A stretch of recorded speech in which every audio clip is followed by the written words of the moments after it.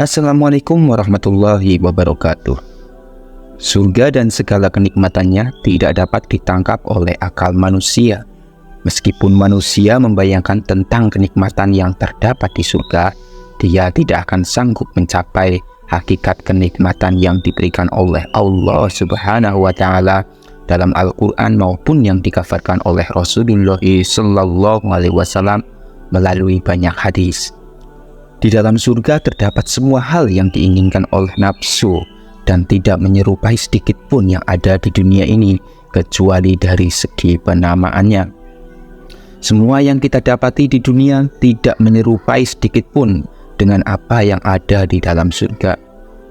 Akan tetapi beberapa kitab hadis menyebutkan bahwa ada beberapa makhluk dan juga beberapa hal yang berasal dari surga yang ada di dunia ini. Hal-hal itu disebabkan dalam beberapa hadis di mana Rasulullah SAW menyebutkan bahwa ada beberapa benda yang berasal dari surga yang terdapat di dunia ini. Makhluk-makhluk tersebut diturunkan oleh Allah Subhanahu wa Ta'ala dari surga agar manusia dapat mengambil berkahnya serta mengetahui kedudukannya yang agung di sisi Allah Subhanahu wa Ta'ala. Apa sajakah hal-hal tersebut dan di manakah mereka berada? Pertama adalah Sungai Nil dan Sungai Eufrat. Sungai Nil yang terdapat di Mesir memiliki peranan yang tidak dapat dipungkiri.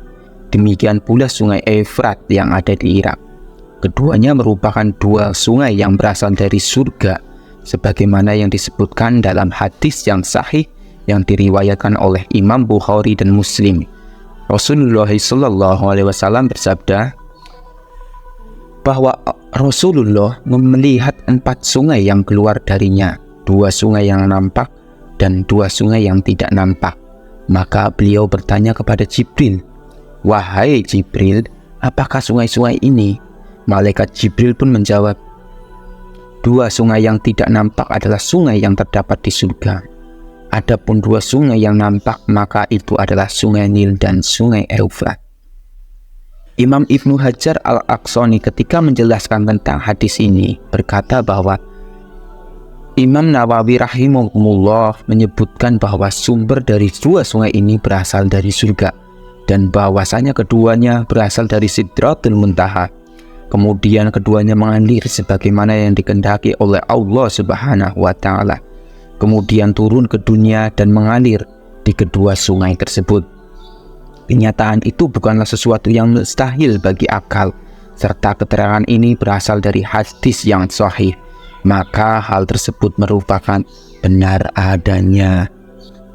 Ibnu Hajar rahimahullah juga menyebutkan kesimpulannya, kedua sungai ini berasal dari surga, keduanya keluar dari mata air di surga, kemudian mengalir sampai menetap di bumi dan mengalir di kedua sungai tersebut. Yang kedua adalah Maqam Ibrahim. Maqam Ibrahim berada di sisi Ka'bah di Masjidil Haram. Maqam Ibrahim adalah sebuah batu kuno yang digunakan oleh Ibrahim untuk berdiri ketika membangun Ka'bah. Ketika bangunan Ka'bah sudah mulai meninggi, Nabi Ismail memberikan batu kepadanya dan Nabi Ibrahim alaihissalam pun menggunakannya untuk membangun bagian atas Ka'bah. Setiap kali beliau selesai membangun satu bagian, beliau akan berpindah ke sisi yang lain dari dinding Ka'bah sampai selesai pembangunan 4 sisi dinding Ka'bah.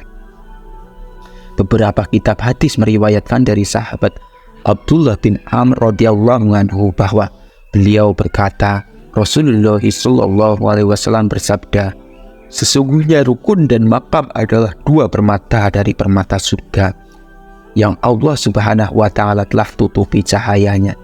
Seandainya Allah Subhanahu wa Ta'ala tidak menutupi cahayanya, niscaya keduanya akan menyinari semua yang ada di barat maupun di timur."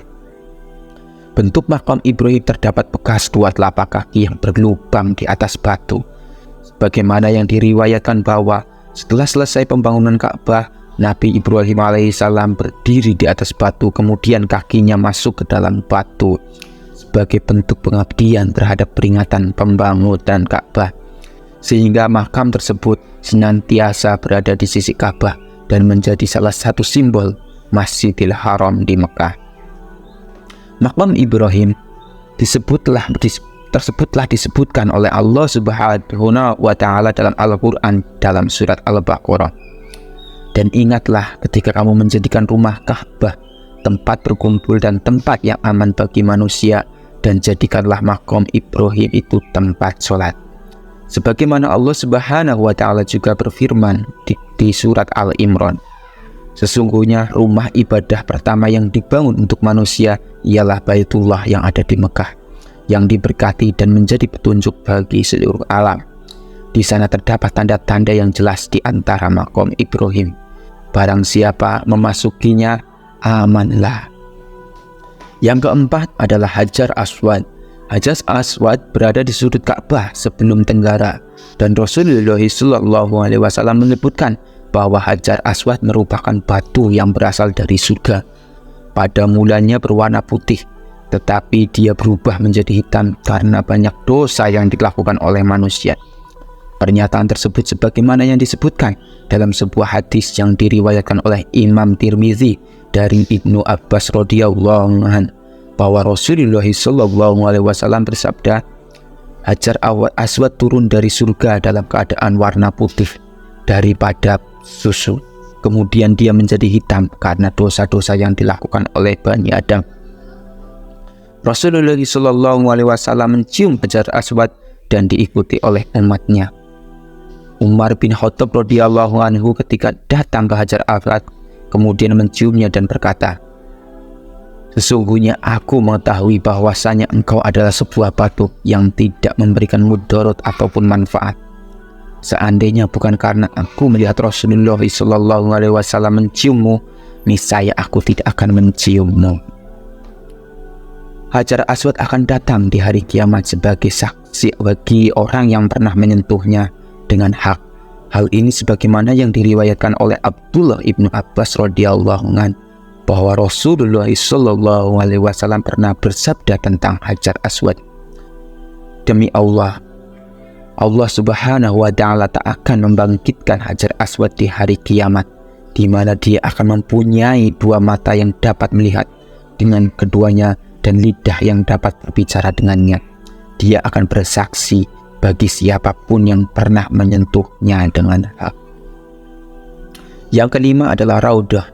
Raudah merupakan salah satu bagian dari Masjid Nabawi karena terletak di dalam masjid. Tempatnya berada di antara rumah Rasulullah SAW, yaitu rumah Aisyah radhiyallahu anhu dan mimbar beliau. Batas-batasnya dari arah timur adalah rumah Aisyah radhiyallahu. Dari sebelah barat adalah mimbar Rasulullah SAW. Sebelah utara adalah kiblat dan sebelah selatan adalah garis sejajar dengan rumah Aisyah. Luas Raudah kira-kira sebesar 335 meter, panjangnya 22 meter dan lebarnya 15 meter. Yang menjelaskan tentang keutamaan Raudah dan kedudukannya adalah hadis Rasulullah SAW. Beliau bersabda, apa yang berada di antara rumahku dan mimbarku adalah salah satu taman dari taman-taman surga. Ketika menjelaskan hadis ini, para ulama memiliki pendapat di antaranya, seorang mukmin yang akan mendapatkan kenikmatan dalam beribadah dengan tumakninah dia melakukannya di tempat tersebut, sebagaimana dia mendapatkan kenikmatan tersebut ketika dia berada di surga. Juga bahwasanya melakukan ibadah di tempat tersebut adalah salah satu jalan untuk menuju surga.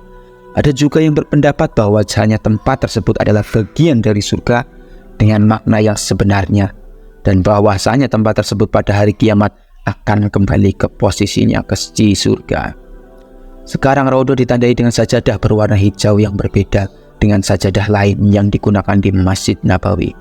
Setiap jamaah berusaha untuk melaksanakan sholat sunnah di tempat itu.